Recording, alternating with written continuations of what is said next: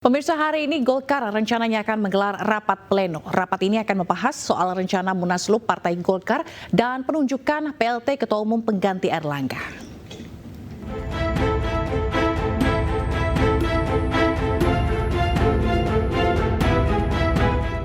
Usai mundurnya Erlangga Hartarto sebagai Ketua Umum Golkar, Partai Golkar segera mencari PLT Ketua Umum.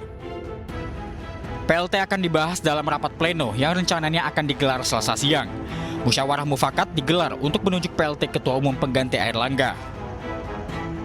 Di forum pleno tersebut nanti akan ditentukan siapa PLT Ketua Umum yang akan menjalankan tugas-tugas Ketua Umum hingga mengantarkannya kepada Munas tahun 2024.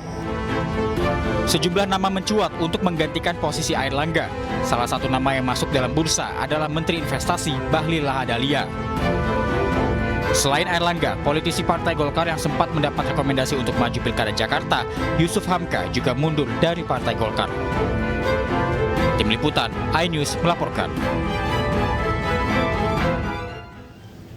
Penentuan PLT Ketua Umum Golkar bakal dibahas dalam rapat pleno yang digelar malam nanti sekitar pukul 19 waktu Indonesia Barat di DPP Partai Golkar. Sejauh ini ada sejumlah nama yang menguat untuk menjadi PLT Ketua Umum Golkar. Siapa saja mereka? Kita akan lihat bersama.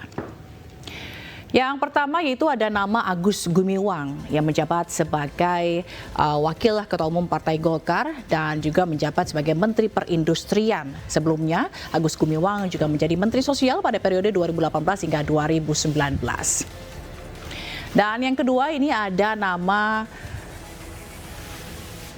Bahlil Lahadalia, itu merupakan politisi Partai Golkar, dan Lahadalia ini merupakan Menteri Investasi Indonesia sejak tahun 2021, lalu ada Kepala BKPM sejak tahun 2019 dan pernah menjabat juga sebagai Ketua Himpunan Pengusaha Muda Indonesia tahun 2019 hingga saat ini. Maksud kami dari 2015 hingga 2019. Lalu yang ketiga yaitu ada nama Bambang Susatyo yang juga ini sebagai Wakil Ketua Umum Partai Golkar. Dan Bambang Susatyo juga menjabat sebagai Ketua MPR sejak tahun 2019 hingga saat ini. Lalu sebelumnya juga menjabat sebagai Ketua DPR pada tahun 2018 hingga 2019. Dan sementara memang rapat pleno yang akan digelar malam nanti ini diusulkan tidak dilakukan dengan voting atau pemungutan suara, hanya dengan musyawarah bersama dan menentukan siapa yang layak jadi PLT Ketua Umum Golkar. Hal ini disampaikan oleh Ketua DPP Golkar Mutia Hafid yang bertujuan agar suasana ini berjalan kondusif karena pasalnya masih banyak kader yang terkejut dengan pengunduran diri Erlangga. Biar dapat semua boleh. Boleh di depannya Pak. Ditarik Pak. Kursinya Pak Kapolri aja diambil lah Bapak.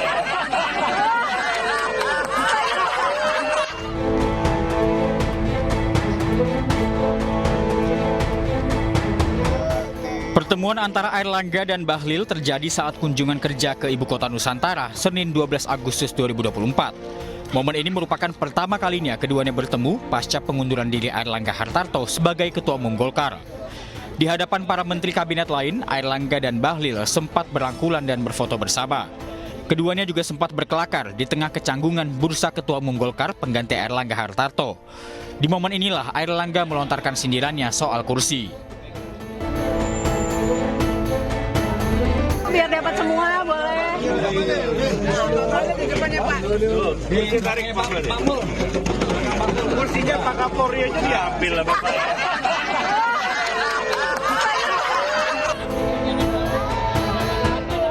Momen kelakar antara Erlangga dan Bahlil sontak membuat para menteri lain tertawa. Pasalnya, candaan itu terjadi di tengah dinamika yang terjadi di Partai Golkar pasca mundurnya Erlangga Hartarto sebagai Ketua Umum.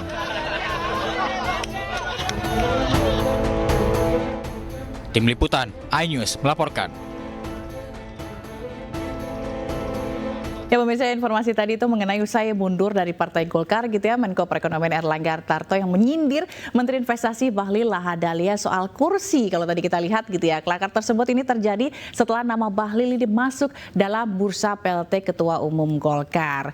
Nah, kalau misalnya kita lihat gitu ya, Erlangga Hartarto ini kan kemarin mengumumkan pengunduran dirinya dari atau sebagai Ketua Umum Partai Golkar. Nah, mundurnya Erlangga ini diduga akibat adanya tekanan dari sejumlah pihak. mengucapkan Bismillahirrohmanirrohim serta atas petunjuk Tuhan Yang Maha Besar, maka dengan ini saya menyatakan pengunduran diri sebagai Ketua Umum DPP Partai Golkar.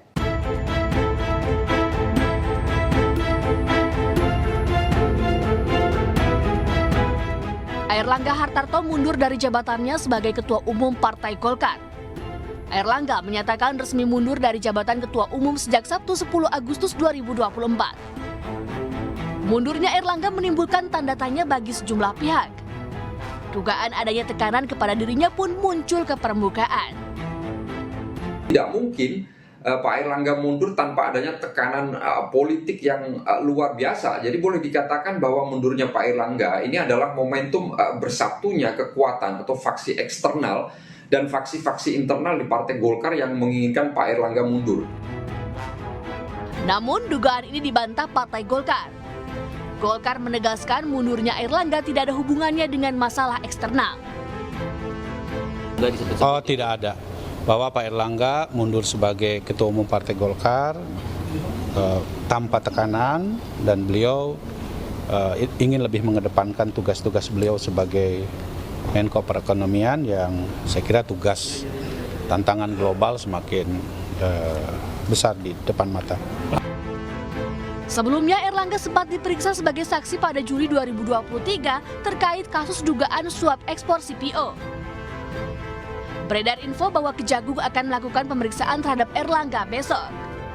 Namun pihak Kejagung belum memberikan keterangan resmi. Tim Liputan iNews melaporkan.